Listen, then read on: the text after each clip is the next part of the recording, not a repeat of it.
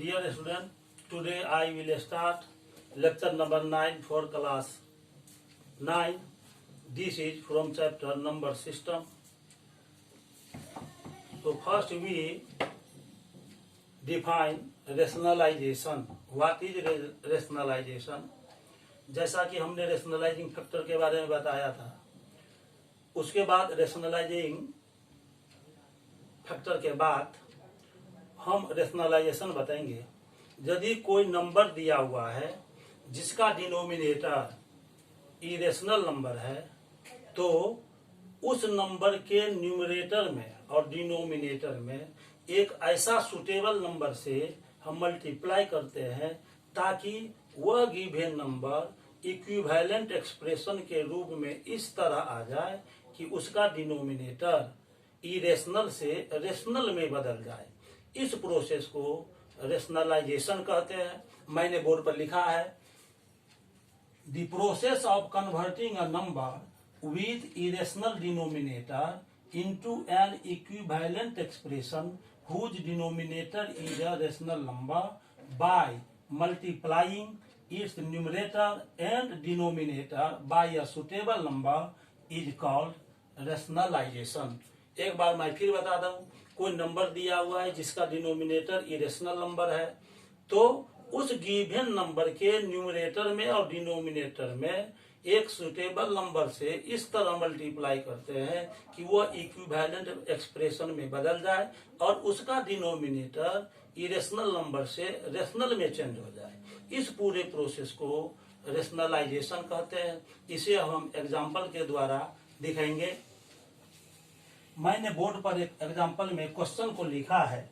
Board पर एक question मैंने लिखा है, rationalise the denominator of 3 minus 2 root 2 by 3 plus 2 root 2। यहाँ पर हम देखते हैं कि इसका जो डिनोमिनेटर है वो 3 प्लस 2 रूट 2 है। ये इरेशनल नंबर है। इस इरेशनल डिनोमिनेटर को रेशनल में हमको बदलना है। मैंने पहले बताया था कि 3 प्लस 2 रूट 2 का रेशनलाइजिंग फैक्टर निकालना है, तो उसके लिए कुछ नहीं करना है, सिर्फ एक बात ध्यान देना है कि यहाँ जो प्लस साइन है उसको माइनस में कन्वर्ट कर देंगे, तो 3 प्लस 2 रूट 2 का रेशनलाइजिंग फैक्टर हो जाएगा 3 माइनस 2 रूट 2। इसी नंबर से न्यूमरेटर और डिनोमिनेटर में हम मल्टीप्लाई कर देते हैं। तो गिवन नंबर हमारे पास है 3 minus 2 root 2 by 3 plus 2 root 2। अब हम इसको 3 माइनस 2 रूट 2 है बाय 3 प्लस 2 रूट 2, यहाँ 3 प्लस 2 रूट 2 का रेशनलाइजिंग फैक्टर होगा 3 माइनस 2 रूट 2। तो 3 माइनस 2 रूट 2 से न्यूमरेटर में और 3 माइनस 2 रूट 2 से डिनोमिनेटर में हम मल्टीप्लाई कर देते हैं।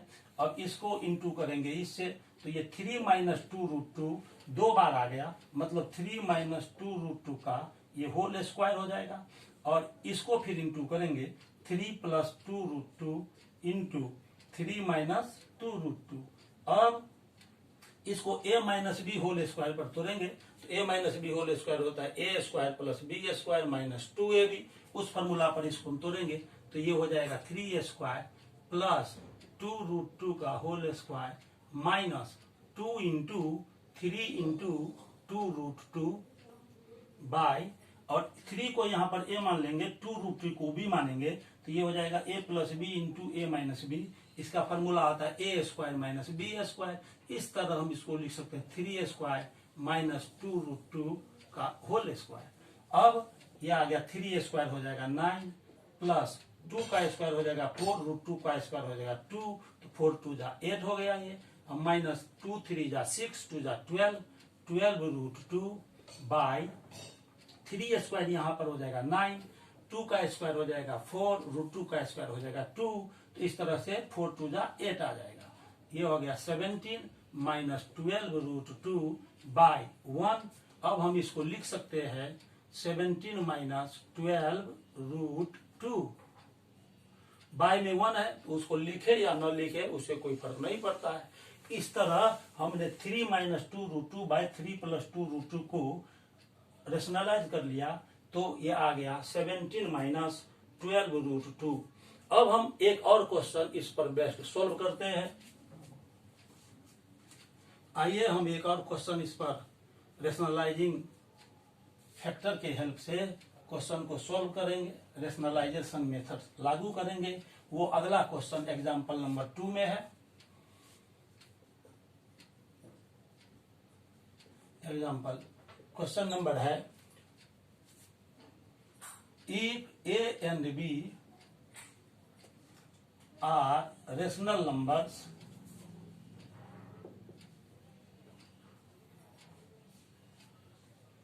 सच दैट, यहां पर हम एक क्वेश्चन लेते हैं 5 + 2√3 बाई 7 + 4√3 इज इक्वल टू, इसका वैल्यू हमारे पास दिया हुआ है a + b√3, ये दिया हुआ है। तो फाइंड करना है a और वैल्यू का। Then find a and b, इसको हम अब सोल्व करेंगे। सबसे पहला काम हम करेंगे, ये जो दिया हुआ है 7 + 2√2 बाई 4 + 4 से 5 + 2√3 by 7 + 4√3 is equal to a + b√3। तो ये जो लेफ्ट साइड है, इसको जैसे मैंने अभी बताया, डिनोमिनेटर को हम रेशनलाइज कर लेंगे। तो ये 5 + 2√3 बाई 7 + 4√3 इज इक्वल टू दिया हुआ है a + b√3। अब हम लेफ्ट साइड को रेशनलाइज करेंगे। यहाँ पर डिनोमिनेटर 7 + 4√3 है, इसका रेशनलाइजिंग फैक्टर हो जाएगा 7 - 4√3, उससे न्यूमरेटर और डिनोमिनेटर में मल्टीप्लाई करेंगे। तो ये हो जाएगा 5 + 2√3 into 7 - 4√3 by 7 + 4√3 into 7 - 4√3। Right side को भी वैसे लिखना है, a + b√3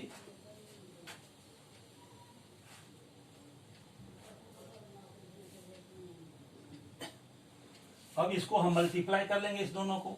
तो पहले ऊपर में लिख देंगे 5 + 2√3, इसके बाद है 7 - 4√3, इसको मल्टीप्लाई कर लेते हैं। ये हो जाएगा 7 × 5 = 35 प्लस प्लस प्लस हो जाएगा 7 × 2 = 14√3, फिर ऐसे मल्टीप्लाई हो जाएगा, प्लस और माइनस, यहाँ माइनस हो गया, 5 × 4 = 20, 20√3, और ये प्लस माइनस माइनस, 4 × 2 = 8, और √3 को मल्टीप्लाई करेंगे तो 3 आ जाएगा। तो 4 × 2 = 8 × 3 मीन्स हो गया 24। अब हम देखते हैं ये 35 में 24 माइनस करेंगे तो आ जाएगा 11, और प्लस 14√3 माइनस 20√3 तो आ जाएगा -6√3। इस तरह से इसको हम मल्टीप्लाई कर लिया तो आ गया 11 - 6√3। अब 7 को a मान लेंगे और 4√3 को b मानेंगे, तो ये हो जाएगा a + b into a - b, होता है a² - b²। तो ये 4√3 का whole square is equal to a + b√3। अब हम इसको लेकर आगे बढ़ते हैं। इस तरह ये 11 - 6√3 बाई 7² 49 माइनस 4² 16√3² 3, तो 16 3 जा हो जाएगा 48 is equal to a + b√3।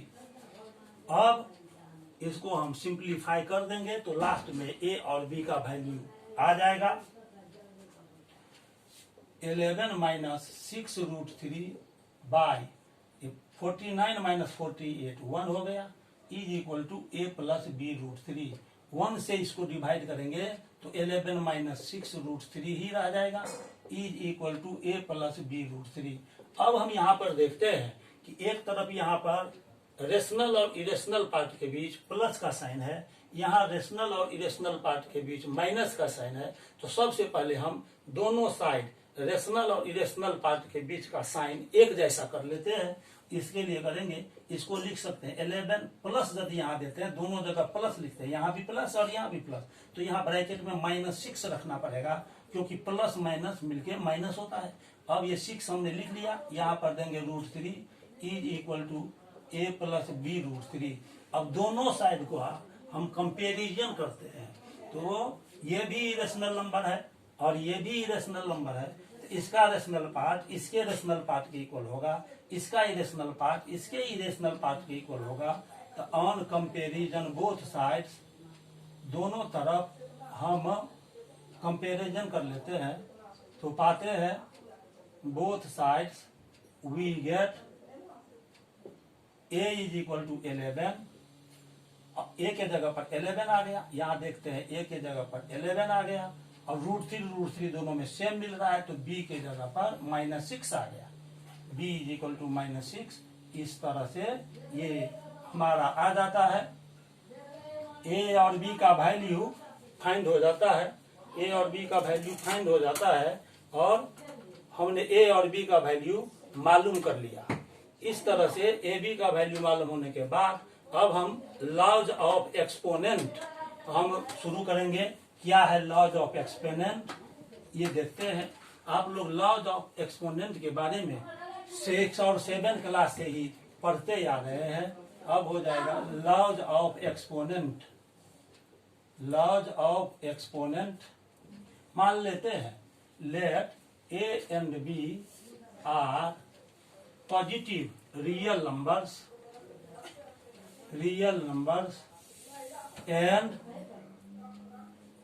m and n are rational numbers। ये रेशनल नंबर है। अब इसके बाद हम देखते हैं, फर्स्ट में चलते हैं। लॉज ऑफ एक्सपोनेंट क्या है, ये हम लिखते हैं a to the power m into a to the power n। यहाँ पर दोनों तरफ बेस a है, बेस a है, दोनों तरफ बेस a है, मल्टीप्लाई में है तो इसको बेस a लिखेंगे और mn को ऐड कर देते हैं तो ये m प्लस n आ गया। जैसे एग्जांपल लेते हैं, सबका एग्जांपल हम दे रहे हैं। जैसे 2 का पावर 3 है इंटू 2 का पावर 5 है तो ये बेस सेम है तो एक ही बात बेस को लिखना है, पावर को ऐड कर देंगे 3 + 5 तो ये हो जाएगा 2 टू द पावर 8। सेकंड हम लेते हैं a to the power m by a to the power n। ये डिवाइड में है, बेस दोनों का सेम है तो ऊपर के पावर से नीचे का पावर माइनस हो जाएगा, a to the power m minus n। जैसे एग्जांपल लेते हैं, जैसे 3 टू द पावर 10 है बाई 3 टू द पावर 7 है तो 3 हम लिख लेंगे और ऊपर से नीचे का पावर माइनस करेंगे, 10 माइनस 7 इस तरह आ गया 3 टू द पावर 3। अब अगला हम लॉज लिखते हैं, ये a to the power m है into b to the power m है। यहाँ पर हम देखते हैं कि a और b दोनों अलग अलग बेस है, एक में बेस a है एक में बेस b है लेकिन पावर सेम है तो इसको कंबाइंड फॉर्म में जब लिखेंगे तो ये हो जाएगा a into B whole to the power m। जैसे एग्जांपल लेते हैं 2 टू द पावर 3 रहेगा, 5 टू द पावर 7 रहेगा, इसको लिख ले 5 टू द पावर 3 रहेगा, दोनों का पावर सेम है, बेस डिफरेंट है तो कंबाइंड फॉर्म में लिखेंगे तो 2 इंटू 5 टू द पावर हो जाएगा 3, मतलब 10 टू द पावर 3 इसको लिख सकते हैं। अब फोर्थ है law a to the power m by b to the power m। इसको हम देखते हैं डिवीजन में है, ये बेस डिफरेंट है तो ऊपर से नीचे का यहाँ पर a by a to the power m by b to the power m है, कंबाइंड फॉर्म में लिखेंगे तो a बाई b लिख लेंगे, बेस डिफरेंट है और इसको दोनों के बदले, दोनों जगह जो पावर m आया उसके बदले एक ही बार हम m लिखते हैं।